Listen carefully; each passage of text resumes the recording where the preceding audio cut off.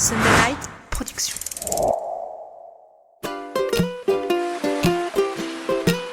Bienvenue sur Mordu, le podcast des passionnés de glisse et d'outdoor. Mordu, le spot ultime. Bonjour à tous, bienvenue sur Mordu, le podcast glisse et outdoor pour cette capsule, le spot ultime. Je suis Mathieu et si vous êtes au taquet pour découvrir des nouvelles destinations, c'est ici que ça se passe. Aujourd'hui, c'est Marion Herty, la quadruple championne du monde de snowboard, qui nous parle de sa destination préférée. Salut Marion. Salut Mathieu. Ça va ? Ça va et toi ? Alors Marion, si tu devais me parler d'une destination qui te fait vibrer, d'un spot ultime, ce serait lequel ? Alors, pour ma part, ça serait l'Alaska. Bon, malheureusement, c'est à l'autre bout de la planète et c'est pas très écologique sur certains points, mais l'endroit est juste dingue. C'est en fait des glaciers, des énormes montagnes à perte de vue. C'est énorme et en fait, t'as un côté sauvage, il y a une énergie là-bas qui est assez exceptionnelle qu'on retrouve pas dans les Alpes. Et moi, j'ai encore plein d'étoiles dans les yeux quand je repense à cet endroit. Alors quel spot exactement en Alaska ? C'est à Haines, c'est un petit village perdu au milieu de nulle part. Donc si tu vas accéder à cet endroit, en fait, tu as une seule route par le Canada, ou alors tu vas avec un petit coucou depuis Juneau. Haines en Alaska, c'est plutôt débutant, intermédiaire ou expert ? C'est intermédiaire plus parce qu'il faut quand même avoir des bonnes connaissances en termes de glisse. T'es vite déposé dans des endroits très exposés, donc faut quand même avoir un bon bagage technique. Tu vas avec tes potes, ta date, en solo ou en famille ? Tu vas avec tes potes. C'est parce que c'est quand même un voyage à faire quand même en équipe. C'est un peu compliqué si t'as des enfants, je pense, perso. Mais si tu vas avec une bonne bande de potes qui savent skier, franchement, c'est le trip de ta vie. Le meilleur mois de l'année pour y aller, c'est quand ? C'est plus mars-avril pour le coup, l'Alaska. C'est encore une météo différente par rapport à ce qu'on a en Europe. Quand il n'y a pas de conditions, c'est la loose totale, petit marché local ou impossible, il y a toujours moyen de rider ?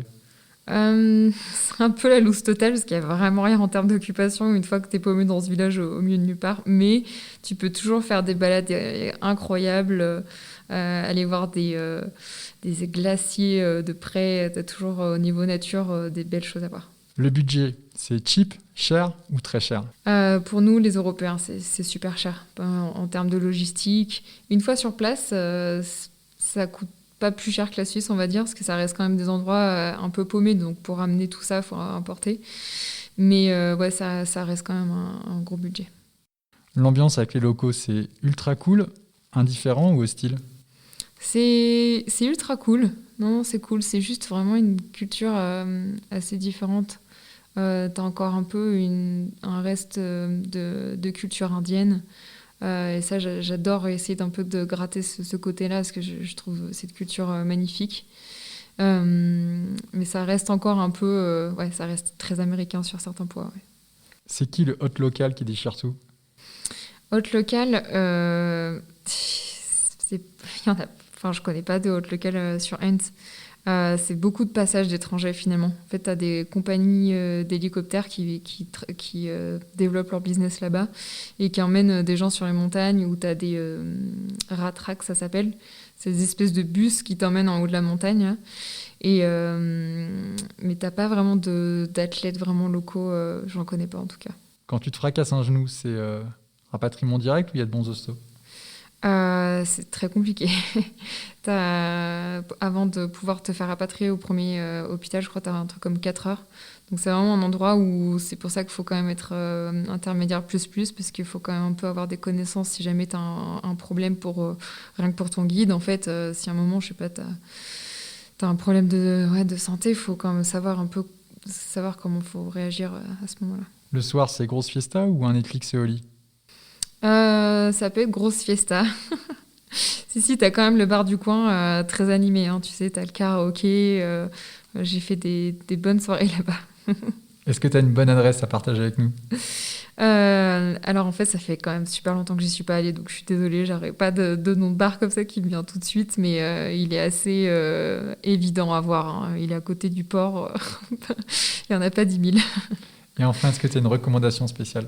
Faut bien choisir la fenêtre météo ou prendre des cartes de Uno avec soi parce que des fois tu peux te retrouver vraiment 15 jours là-bas avec une météo où tu vas pas une seule fois un rayon de soleil.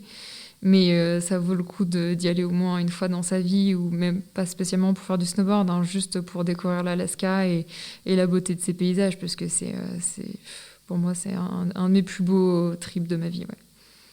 Marion, un grand merci. Merci à vous. Et à bientôt sur Mordu. Merci, à Salut, bientôt. Ciao. ciao.